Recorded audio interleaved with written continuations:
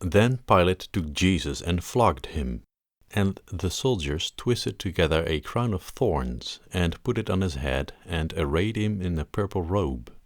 They came up to him, saying, "Hail, King of the Jews!" and struck him with their hands. Pilate went out again and said to them, "See, I am bringing him out to you, that you may know that I find no guilt in him." So Jesus came out wearing the crown of thorns and the purple robe. Pilate said to them, "Behold the man!" When the chief priests and the officers saw him, they cried out, "Crucify him! Crucify him!" Pilate said to them, "Take him yourselves and crucify him, for I find no guilt in him."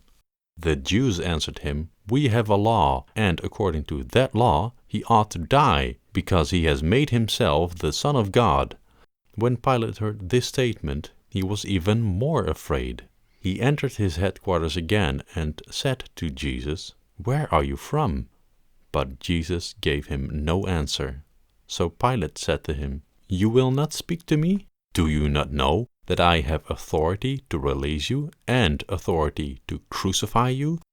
Jesus answered him, "You would have no authority over me at all unless it had been given to you from above. Therefore, he who delivered me over to you has the greater sin." From then on, Pilate sought to release him, but the Jews cried out, "If you release this man, you are not Caesar's friend. Everyone who makes himself a king opposes Caesar." So when Pilate heard these words, he brought Jesus out and sat down on the judgment seat at a place called the Stone Pavement, and in Aramaic, Gabbatha. Now it was the day of the preparation of the Passover. It was about the 6th hour. He said to the Jews, "Behold your king." They cried out, "Away with him! Away with him! Crucify him!" Pilate said to them, "Shall I crucify your king?" The chief priests answered, "We have no king but Caesar." So he delivered him over to them to be crucified. So they took Jesus, and he went out, bearing his own cross, to the place called the Place of a Skull, which in Aramaic is called Golgotha. There they crucified him, and with 2 others, one on either side, and Jesus between them. Pilate also wrote an inscription and put it on the cross. It read, "Jesus of Nazareth, the King of the Jews."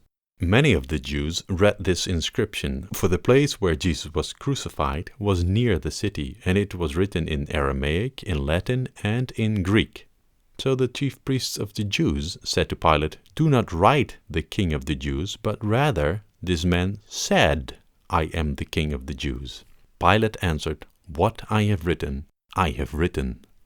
When the soldiers had crucified Jesus, they took his garments and divided them into 4 parts, 1 part for each soldier, also his tunic. But the tunic was seamless, woven in one piece from top to bottom. So they said to one another, "Let us not tear it, but cast lots for it, to see whose it shall be." This was to fulfill the scripture which says, "They divided my garments among them, and for my clothing they cast lots." So the soldiers did these things, but standing by the cross of Jesus were his mother and his mother's sister, Mary, the wife of Clopas, and Mary Magdalene. When Jesus saw his mother and the disciple whom he loved standing nearby, he said to his mother, "Woman, behold, your son." Then he said to the disciple, "Behold, your mother." And from that hour the disciple took her to his own home. After this, Jesus, knowing that all now finished, said, to fulfill the scripture, "I thirst." A jar full of sour wine stood there, so they put a sponge full of the sour wine on a hyssop branch and held it to his mouth. When Jesus had received the sour wine, he said, "It is finished," and he bowed his head and gave up his spirit. Since it was the day of the preparation, and so that the bodies would not remain on the cross on the Sabbath, for that Sabbath was a high day, the Jews asked Pilate that their legs might be broken and that they might be taken away. So the soldiers came and broke the legs of the first and of the other who had been crucified with him. But when they came to Jesus and saw that he was already dead, they did not break his legs. But one of the soldiers pierced his side with a spear, and at once there came out blood and water.